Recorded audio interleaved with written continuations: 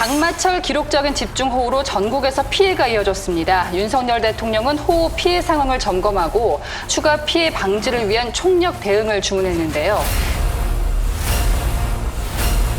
여러분들은 이번 피해 상황 어떻게 보셨습니까? 헌법 제34조에는요.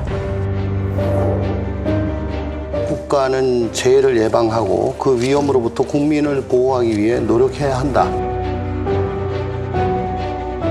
그러면 뭐 대통령 이하 모든 공무원들은 그 헌법에 따라서 충실히 재해 예방, 국민 보호를 위해 최선을 다해야죠. 오송 참사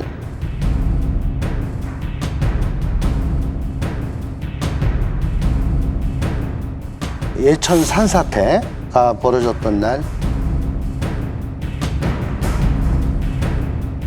자세히 보시면 윤석열 대통령께서는 우크라이나 가시려고 극비리에 열차를 타고 계셨던 걸로 추정이 되고요.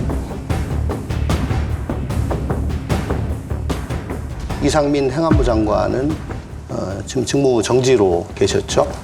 그러니까 주요 포스트가 다 공석인 상태였습니다. 그러니까 나라에서 난리가 났고 악정고토하고 뭐 살려달라고 지금 하고 있는데 도대체 이 나라는 국민을 위해 지금 뭘 하고 있다는 것인가. 나는 자주 섞인 푸념들이 나오고 국민들이 목숨을 잃고 다치고 삶의 터전을 잃고 아파하고 있습니다. 그 자리에 국가는 없었습니다. 대통령도 없었고 사실상 무정부 상태였습니다. 1년 전 약속했던 대책은 어떻게 됐는지 참 한심하고 답답한 일입니다. 과연 국가는 어디에 있었는가. 뭐 이런 물음들이 계속 나오고 있다고 하는데 정부의 어떤 대응 문제를 비판하시는 부분은 저는 국민들 입장에서 얼마든지 하실 수 있다고 보고요. 또 국민들이 보셨을 적에 정부의 대책이 좀 미흡한 부분이 저는 분명히 있다고 봅니다. 그러니까 이 안전시설 기준에 침수 이력이 들어갑니다. 예, 그러면 새로 만든 도로나 지하도는 침수한 사례가 없지 않습니까? 부평 지하차도는 만들어진 지 얼마 안 돼서 침수한 적이 없죠. 여기는 침수한 사례가 없으면 계속해서 그냥 위험지대에서 계속 빠져나가는 거예요. 그러니까 기존의 매뉴얼 가지고는 대응하기 어렵다. 그럼 제가 볼 때는 공직사회나 책임 있는 기관에서 조금 더 진전된 어떤 그 고민을 좀 했어야 되는데 그 고민을 전혀 안 한 상태에서 기존의 매뉴얼만 가지고 안전 상황을 판단했고 또 그런 매뉴얼대로 공직사회가 제대로 작동하지 않았던 부분이 이번에 드러난 거거든요. 이 부분에서 저는 국민들께서 비판하시면 마땅히 그걸 받아들여야 된다고 생각이 들고요. 이번 기회에 그럼 정부의 질책과 함께 그럼 과거 정부부터 쭉 해왔던 과거에 우리 재난 대응 매뉴얼이 제대로 돼 있는가? 그러니까 여야가 뭐 머리를 맞대고 이번에 고쳐나가는 거 저는 이것이 바람직한 방향이다 이렇게 생각하는 거죠. 맞습니다. 가장 마음 아픈 분들은 아무래도 유족들일 거고요. 딱 그 비가 많이 내리는 날 같은 마음이셨을 텐데 라는 생각부터 아버지가 들고. 그 입구에서 지켜보면서 아들이가 갇혀 있거든요. 희망 없다는 거 알아요. 그런데 어머니는 그 아이의 어머니죠, 부인이죠. 충격받을까 봐 집에 그냥 놔둔 거예요. 전화가 계속 오겠죠. 궁금하니까. 그런데 뭐라 그러냐면 여보 마음 단단히 먹어. 근데 이 말을 하는 아버지의 심정이 어떨까. 저는 좀 모든 정치인들이 이 심정의 관점에서 좀 접근했으면 좋겠거든요. 그러니까 대통령의 말은 이랬어야 된다고 보거든요. 대통령 무한 책임을 지기 때문에 죄송합니다. 제가 제발 이런 일이 더 이상 발생하지 않도록 꼭 막겠다라고 약속을 드렸는데 그 약속을 지키지 못해서 죄송합니다. 라고 한 다음에 모든 얘기가 나와야 되는데 근데 그걸 안 하려고 하잖아요, 지금.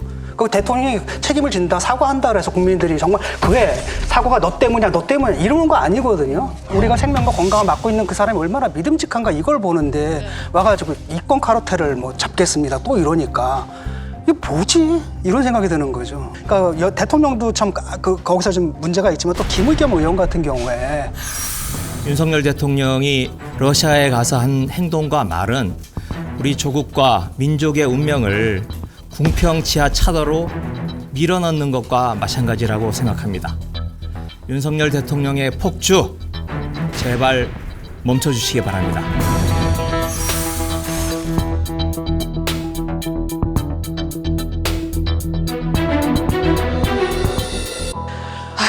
도대체 뭐야 뭐야 도대체 저 사람들한테는 그 심정이 안 느껴지나? 네. 그래서 그때도 그걸 갖다가 또 그 정부 까는 소재로 또 이용해 먹어? 맞아요. 이런 생각이 좀 든단 말이죠. 안 그랬으면 좋겠습니다. 그 유족의 심정. 그다음에 그 유족에 우리도 그게 될 수가 있어요. 내가 희생자가 될 수 있고 나도 유족이 될 수가 있는 거예요. 그렇잖아요. 네. 그런 그 입장에서 좀 봤으면 좋겠거든요. 그거라고 지금 우리가 혈세 들여가지고 세비도 주고 말이야 네. 봉급도 주고 이러는 거 아닌가 싶어요. 추미애 전 장관 같은 경우도 미필적 고의에 의한 재난 살인이다. 아주 강한 표현을 썼거든요.